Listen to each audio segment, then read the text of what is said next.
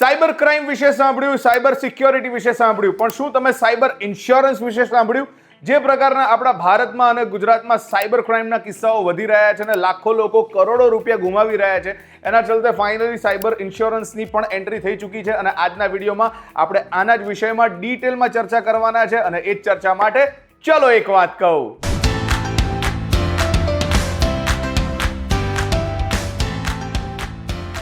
Hello, નમસ્કાર, આવી ગયો છું ફરી એકવાર. મારું નામ છે રોકી. લઈને આજની એક વાત.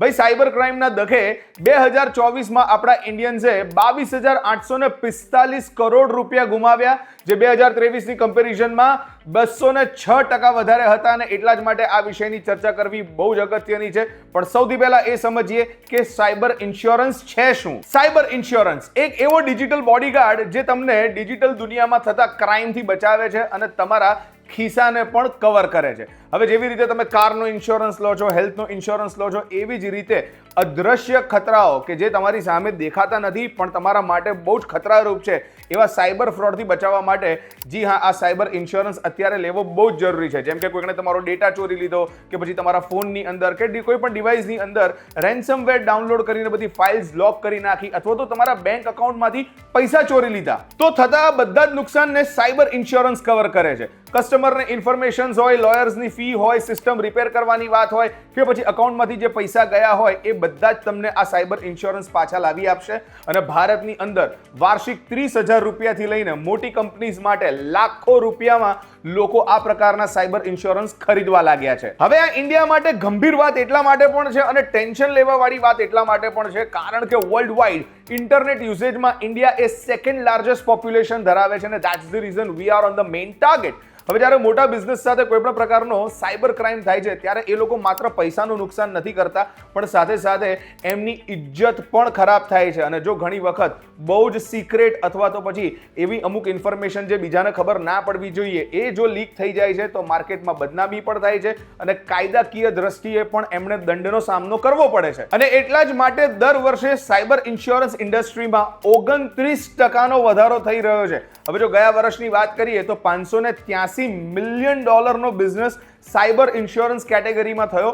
પણ જો 2033 સુધીના આંકડાની વાત કરીએ તો આ ગ્રોથ $7 બિલિયન સુધી પહોંચવાની તૈયારીમાં છે. હવે સાયબર ઇન્સ્યોરન્સ ઇન્ડસ્ટ્રીનો ગ્રોથ માત્ર વર્લ્ડ વાઇડ જ નહીં પણ ઇન્ડિયામાં પણ એટલા માટે દેખાઈ રહ્યો છે કારણ કે સાયબર ક્રાઇમની માત્રા પુષ્કળ વધી રહી છે.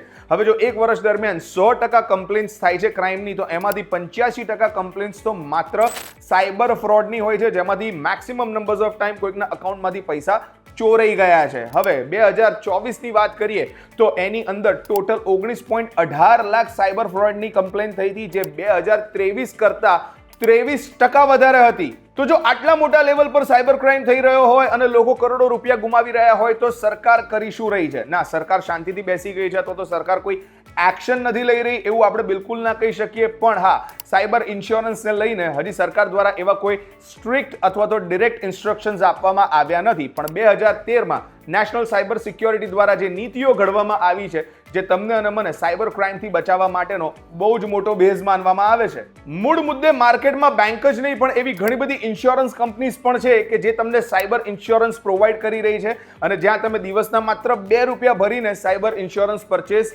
કરી જ શકો છો. તમારું અને તમારા ફેમિલીનું કે પછી તમારા બિઝનેસને સાયબર ક્રાઇમથી બચાવી જ શકો છો. ભાઈ, વર્લ્ડ વાઇડ જ નહીં, ભારતની અંદર પણ લોકો હવે સાયબર ઇન્સ્યોરન્સને લઈને અવેર થઈ રહ્યા છે અને પોતાની ઇન્ફોર્મેશન હોય કે પૈસા હોય એને બચાવવા માટે વર્ષના 30,000થી લઈને લાખો કરોડો રૂપિયાના સાયબર ઇન્સ્યોરન્સ લઈને પ્રિકોશન્સ લઈ રહ્યા છે. As I said earlier, precaution is always better than cure, and that's the reason aware હોવું બહુ જ જરૂરી છે. હાય, મારું નામ છે રોકી. આજનો વિડીયો તમને કેવો લાગ્યો ડેફિનેટલી તમે કમેન્ટ સેક્શનમાં જઈને તમારા ઓપિનિયન, તમારા ફીડબેક આપી શકો છો. સાયબર ઇન્સ્યોરન્સને લઈને તમારી પાસે કોઈ અલગ માહિતી છે તો પણ તમે અમને જણાવી જ શકો છો. વીટીવી ડિજિટલની યુટ્યુબ ચેનલને ફોલો કરો, સબસ્ક્રાઇબ કરો અને બેલ આઇકન દબાવીને ડેફિનેટલી દરેક વિડીયોની અપડેટ સૌથી પહેલા મેળવતા રહો. નેક્સ્ટ વિડીયોમાં આવી જ અમેઝિંગ ઇન્ફોર્મેશન સાથે ફરી મળીશું.